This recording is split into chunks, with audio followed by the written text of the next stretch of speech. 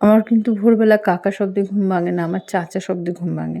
এগ্রিমান চা না দিলে পাগল করে দেয়। তারপরে আমি চা বসিয়ে 10 মিনিট ঘুমিয়ে নিই, মানে চাটা বসিয়ে একটু ফাঁকিবাজি মারি, 10 মিনিট ঘুমিয়ে নিই। আমার কিন্তু ঠিক টাইমেই উঠে যাই, মানে চাটা বেশি রেড রেড হবে ঠিক তখনই উঠে যাই। আমার একটা রোগ আছে, আমি ঘুমাতে পারি ফ্যামিলি মেম্বার্সদের সঙ্গে, কিন্তু আমার ভোরবেলা 10 মিনিট হলেও আমাকে একা একটা বেডে শুতেই হবে। সেটা হচ্ছে আমার স্যাটিসফ্যাকশন, সেটা 5 মিনিট হলেও। এটা আমাদের বাড়ির যে ডোমেস্টিক ওয়ার্কার আছে সেও ভোরবেলা আসে, সে এসে বলবে, বৌদি তুমি কেন এরকম করো? আমি এটা আমার স্যাটিসফ্যাকশন, ভোরবেলার 5 মিনিট বা 10 মিনিট ঘুমানোটা আমার কাছে ভীষণ ইম্পর্ট্যান্ট। তো আমি ওই রকম রান্না বা চা বসিয়ে দিয়ে একটুখানি 10 মিনিট ঘুমিয়ে নিই। আর অভ্যেসটা এমনই হয়ে গেছে যে কোনো দিন মিস্টেক হয় না, ঠিক টাইম মতো উঠে যাই। কোনো প্রেশার কুকারে কিছু বসিয়ে উঠে যাচ্ছি। এগ্রিম্যান গত 1 বছর ধরে বেশিরভাগ সময় নিরামিষ খায়, তো ওর জন্য নিরামিষ রেসিপি ভাবি সবসময়। ও বাদাম দেওয়া, ছোলা দেওয়া তরকারি ভীষণই খেতে ভালোবাসে। তো আজকের রেসিপি ছিল হচ্ছে বাদাম পনির ছিল, যেটা কিন্তু তোমরা সবাই করো, তবুও আমি দেখাচ্ছি।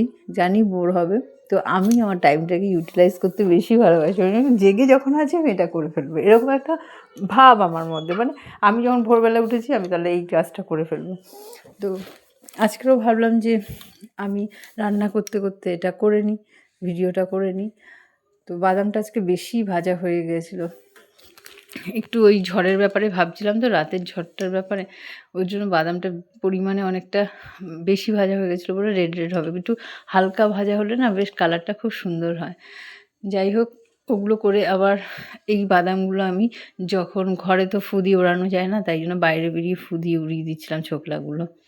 আর তার মাঝখানে আবার ফুলও তুলে নিলাম একটু, কারণ ফুলগুলো কিন্তু খুব রিস্ক হয়ে যায় সবার বাড়ি। যাদের বাড়ি ফুল আছে তারাই জানে যে খুব টেনশনের ব্যাপার, ফুল কিন্তু নিয়ে যাবে। তো ওর মধ্যেই ফুল তুলে নিলাম। তারপরে আর বাদামের যে পেস্টটা, ওর সঙ্গেই আমি একটু আদা বাটা আর টমেটো বাটা দিয়ে দিই। টমেটো, আদা আর বাদাম একসঙ্গেই পেস্ট করে নিই। তারপর হালকা করে ভেজে নেব পনিরটা। ভেজে শুকনো লঙ্কা, দারচিনি আর এলাচ ফোড়ন দিয়ে, আর গোটা জিরেও দিই, ফোড়ন দিয়ে ওই পেস্টটা দিয়ে কষালেই তারপর ভাজা পনিরগুলো দিয়ে আস্তে আস্তে করে নাড়াতে হবে, অল্প অল্প একটু জল দিয়ে। আর আমি একটু ক্যাপসিকামও দিই, তাতে ফ্লেভারটা খুব ভালো হয়। ক্যাপসিকাম না প্রত্যেকটা তরকারির মধ্যে 3-4টে কুচি দিলে কি সুন্দর আলাদা রকম মানে এনহ্যান্স করে, মানে যেই রেসিপিটা করছো ওটাকে আরও সুস্বাদু করে দেয়।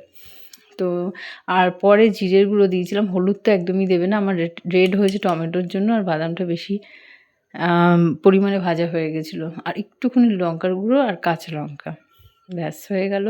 এটা দারুণ খেতে লাগে, চিনি তো থাকবেই, একটু মিষ্টি মিষ্টি হয় খাবারটা, আর সঙ্গে নামানোর সময় বাটার দিয়ে দিলে আরও সুস্বাদু হয়ে যায়।